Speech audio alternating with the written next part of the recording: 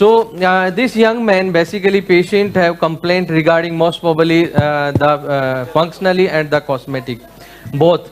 Uh, Before to start the case, first we discuss the photographic analysis like we discussed in the auditorium at that time.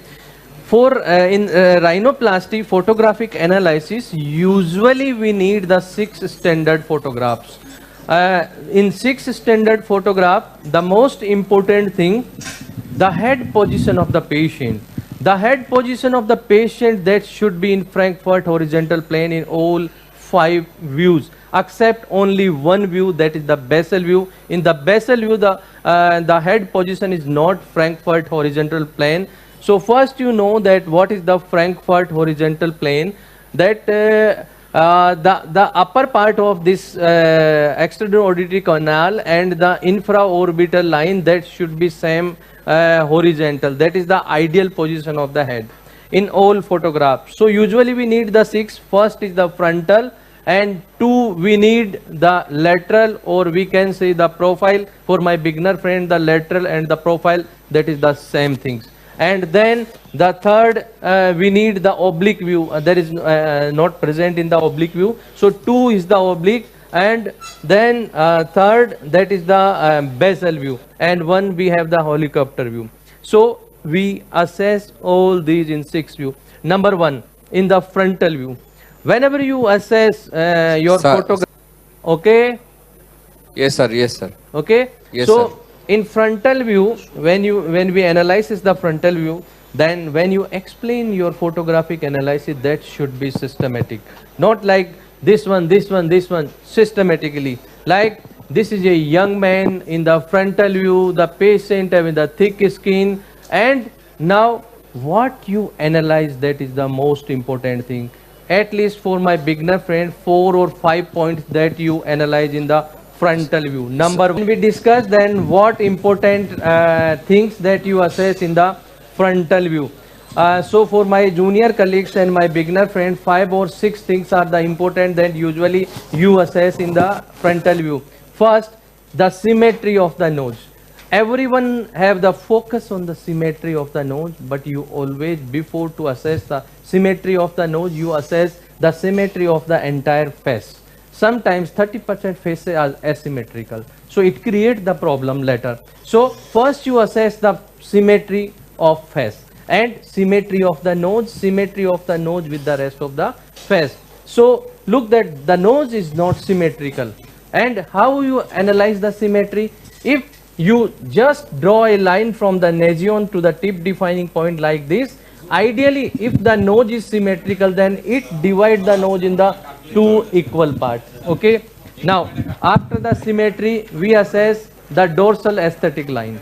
So look that in this patient, the dorsal aesthetic line is ill defined. Just for my junior colleagues, what is the dorsal aesthetic line?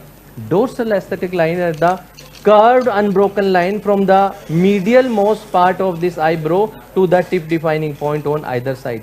So this dorsal aesthetic line shows the contour irregularities of the dorsum. So the dorsal aesthetic line in this patient is the not well defined. Now the third important thing what you assess, that is the deviation of the nose, either if the nose is midline or not. So the entire dorsum of the nose is deviated towards the right side at the bony and the cartilaginous dorsum. So after the third point, the fourth important point is the width of your dorsum. So how you assess? Ideally the nose almost run between the medial canthus. So this patient have a over wide bony dorsum. How you assess that? Ideally the width of this dorsum, that should be 2/3 of the ala base width. This is the relationship between the ala base width, between the intercanthal distance, and between the bony base width. There is a relationship. What is the relation? Ideally this ala base width is equal to the intercanthal distance. Got it? And this bony base width, that is not more than 2/3 of the ala base width. If the patient have wider than this, then definitely you need the osteotomy, because this is a one common query when we need the osteotomy or not. And so after the width, when you come down on the tip, then again you assess the symmetry of the tip. This tip is not symmetrical, shape of the tip, and on either side, look that on the left side mostly the patient have a depression, so maybe due to some lateral crura problem. And then another important thing, we assess this columella and ala margin ratio. Either my patient have a normal columella show or the retracted columella. So ideally there is a gull in wing or gull in flight appearance, because this columella should be more 2 to 4 millimeter down to this ala margin. So these are important parameters like the symmetry, like the deviation, like the dorsal aesthetic line, like the width of the nose, like the symmetry of the tip, like the ala and the columella relationships, and then either the projection of the, these important things we assess in the frontal view. Now the profile view, next usko profile view nikalna. Okay, so in the profile view we assess in a systematic manner first the radix area. So in the radix area, either if you have a deep radix or a shallow radix. Why? Because if you have a deep radix, then when you have a deep radix, then it appear the short nose, and if you have a shallow radix, then it appear the longer nose. So first you assess the radix at the nasofrontal angle area, and then you assess the dorsum. So either your profile that may be straight, either it may be concave, or either it may be the convex. So how you assess? If you draw a line from this nasion to the tip, then ideally the dorsum should fall 1 millimeter behind this. If your dorsum is more than this, then you have a concave profile. And if your dorsum is more than this, then you have a convex profile. So you, according to the need improvement in the dorsum, then if you come down, then you assess the projections of the nose. So you measure the distance from this alofacial junction to the tip. This is the ideal projection of the tip, and like Dr. Musafi said, that is the 2/3 length of the dorsum, that should be the projection. And then the nasolabial angle, we measure rotation in the edge nasolabial angle, the angle between this columella and the upper lip, that is the nasolabial angle. In a male patient it should be acute around the 90 to 95, but in a female patient we need more obtuse around 115 to 20 or 100 to 115. And another important thing we assess, that is the columella show. Ideally the columella that should be 2 to 4 mm, that means the columella should be present 2 to 4 mm for a good, ideally aesthetic pleasing appearance. In this patient, either the photograph is not exact on the alignment, so maybe that's why it appear there is a retracted columella on the base of the columella. So these are the important things that we assess. Or sometimes if your patient have a retracted ala or a hanging columella, this relationship we also assess in the profile view.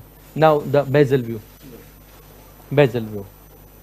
Yes, this is the partial basal view. When in the complete basal view, the tip that should be between the medial canthus. This is the partial basal view. So what you assess in the basal view, one is the size, shape and orientation of the both sides of the nostril we assess. Okay, so we assess, and that is the size is normal, shape is normal, and orientation of the nostril, because the ideal orientation of the nostril, that is the 45° towards the midline. And then we assess the ala base width. This is the ala nasofacial junction. So ideally the distance from this to this is the ala base width.